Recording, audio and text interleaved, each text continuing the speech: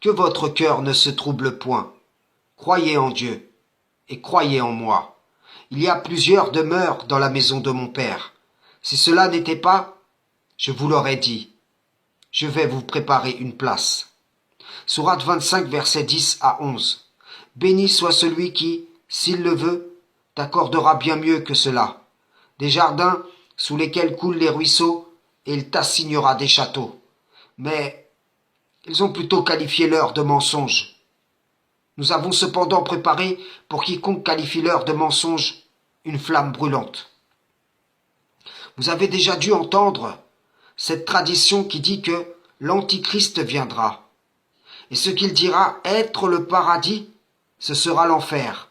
Et ce qu'il dira être l'enfer, ce sera le paradis. Eh bien, à notre époque, cela se traduit par les eschatologies qui convergent vers un faux temps messianique à la clé duquel l'ennemi déclaré a placé l'espérance d'un paradis terrestre. L'eschatologie s'oppose à la prophétie. Ceux qui croient à cela ont troqué la vie dernière pour cette présente vie.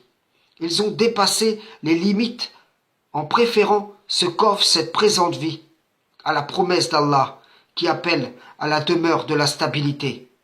Leur désir est dans ce monde, et là où est leur cœur sera leur récompense.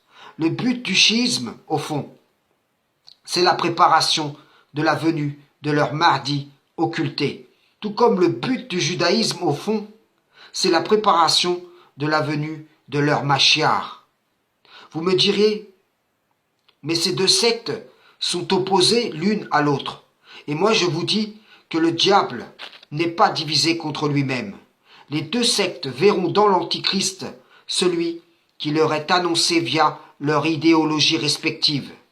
D'autres me diront, nous sommes coranistes. Nous ne croyons pas en ces choses. Et moi je vous dis que si cette réalité arrive, le coraniste n'aura qu'une seule objection. Et celle-ci sera, est-ce que je peux rester un coraniste associateur dans cette histoire? Et quand il lui sera répondu par l'affirmatif, il répondra, où est-ce que je signe? Réveillez-vous. Mais pas de ce prétendu éveil spirituel qui est en train d'enivrer ce monde. Ce faux éveil spirituel qui est en réalité l'œuvre de Satan qui séduit la terre entière. Je vous le dis, le Messie est venu. Le temps messianique est passé. Et c'est parce que les gens du judaïsme ont rejeté le Messie qu'ils attendent aujourd'hui la venue d'un autre. Les rabbins savent très bien que le Messie d'Israël ne doit en aucun cas revenir ou venir deux fois en cette présente vie. D'ailleurs, Issa, fils de Mariam, dira au fils d'Israël, « Je suis venu au nom de mon Père, et vous ne me recevez pas. Si un autre vient en son propre nom, vous le recevrez. » Alors, qui est celui qui usurpe l'identité du Messie dans les eschatologies des gens du Coran et de l'Injil? Je vous réponds, le même qu'attendent les gens du judaïsme. Cela sera prouvé que toutes les prophéties auxquelles se réfèrent ces sectes sont des prophéties déjà réalisées ou dévoyées dans leur sens. La négation de leur réalisation passée offre les perspectives d'un accomplissement à venir, de sorte qu'en vérité, ils nient les signes d'Allah et les rendent inefficients en les remplaçant par ceux du diable. Ils remplacent la promesse d'Allah par celle du diable. Réfléchissez, c'est exactement comme pour nos parents dans le jardin.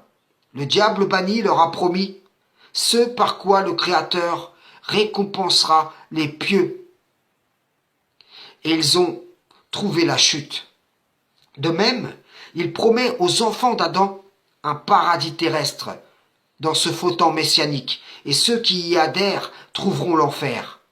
Ceux qui y résisteront éprouveront, entre guillemets, l'enfer sur terre, mais ils récolteront pour ce prix, Inch'Allah, le paradis. Frères et sœurs en islam, salam, shalom.